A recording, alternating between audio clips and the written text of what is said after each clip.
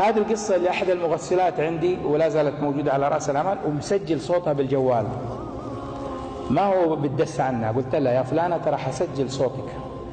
قالت سجلوا، اللي يبغى يسمعوا بس ما تحطوا على الميكروفون على الملأ، يسمعوه يعني يسمعوا اللي يبغى التأكيد. قصة يا أخوان أغرب من الخيال. يا شيخ كيف تعرف قصص النساء؟ وذكرت كذا حالة للنساء. نعم. هل أنت تغسل النساء؟ لا، ما غسل النساء. قصص النساء تأتيني من المغسلات، وبعضهم يتحفظ ما يقولوا. يعني في مغسلات أنا أعرفهم لهم مدة، لهم 20-25 سنة، يا إما تخاف يا إما يعني من الخوف أو منها إنها ما تبغى يعني تفتكر إنها تفضح الميتة. أنا قلت لها يعني ما تقولي من الثمانية اللي قلتها، بس قولي لي إيش حصل. ما في. المهم شوفوا القصة هذه الغريبة. اتصلت بالمغسلة قالت لي أجيب لي طبيبة الهلال الأحمر، أبغى تستدعي لي الدكتورة حق الهلال الأحمر. قلت ليش؟ قالت عندي ميتة حية ما أغسلها. هذا تصريح الدفن حقه وتبليغ الوفاة. قالت نعم، هذه بناتها موجودة وأخواتها، أديني بنتها. إيش فيها بنت؟ تبكي البنت. قالت ما أقدر أقول عن أمي. المهم قلت لها يا أم فلان عشان أجيب دكتورة يعني يتحمل مسؤولية. قالت لي أنا أقول لك ما أغسل وحدة حية. هذا الكلام سجلته ورسلت لي هي رسالة حاطه في الملاحظات. إيش اللي حصل؟ تقول يا شيخ أول شيء الميتة هذه ليست متينة وليست ثقيلة. نحن أنا والمساعدة حقتي واثنين من بناتها واثنين من أخواتها أول ما جابوها في النقالة في الأرض ما قدرنا نرفعها على دكة الغسل. كيف؟ 6 أنفار تقلبوا سيارة. قالت ما قدرنا نرفعها. قلت لها الطريقة كيف، وكلهم يعرفوا الطريقة. نفس الكفن نجيبه تحت الرقبة، توب، وتحت الظهر والرجل، ثم يمسكوا من هنا ويرفعوها تترفع.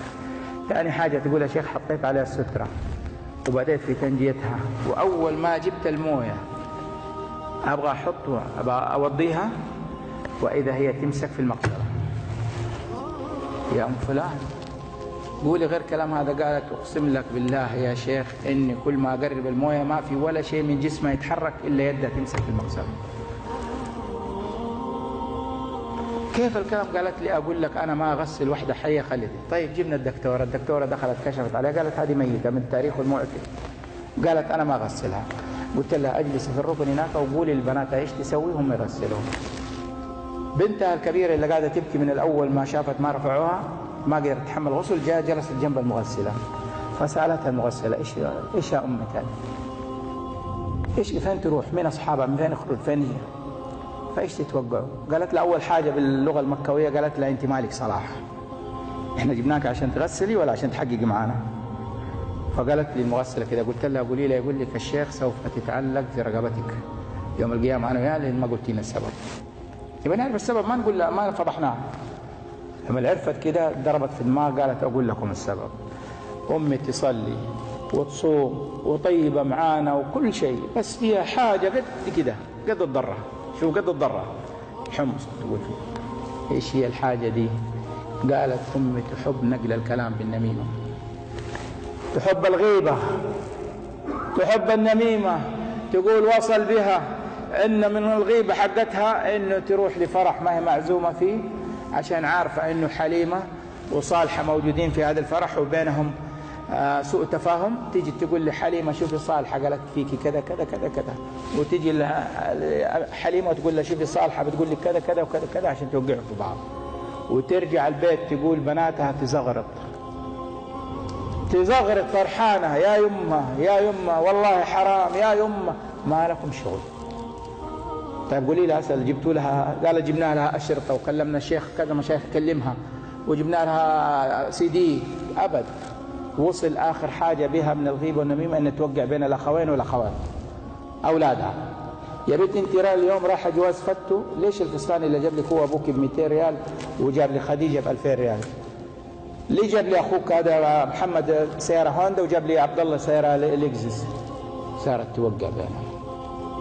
في الآخر جمعوها كلهم قالوا نضع حل لأمنا لأن الحالة ده ما يفضل كده وصارت سمعتنا زي الزفت لما أخذها كرمكم الله. جمعتهم قالوا لها يما لازم ننقل من الحارة، سمعتنا خلاص صارت زي الزفت في الحارة ومعروف عنها. تعرف ايش قالت؟ تآلت على الله سبحانه وتعالى، تآلت على الله سبحانه. قالت لأولادها أو بناتها كلها، قال مين حيحاسبني على الكلام هذا؟ مين حيحاسبني على الكلام هذا؟ قالوا لها نحن ما نحاسبك، انت امنا، بس نحن نذكرك ننبهك. قالت ابغى مين اللي حيحاسبني؟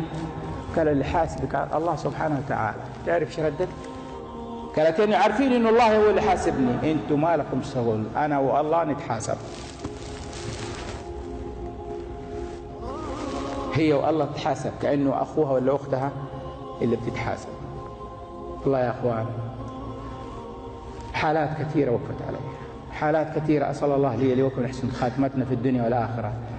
وأشكركم على هذا الحضور، وأشكركم على هذا الاستماع. كان ودي أن أطيل عليكم لكن الوقت عندي محدود.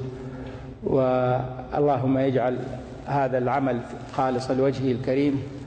ونشكر إمامنا جزاه الله خير والقائمين على هذا المسجد المبارك وصاحبه أن أتاحوا لنا هذه الفرصة. سبحان رب العزة عما يصفون، وسلام على المرسلين، الحمد لله رب العالمين.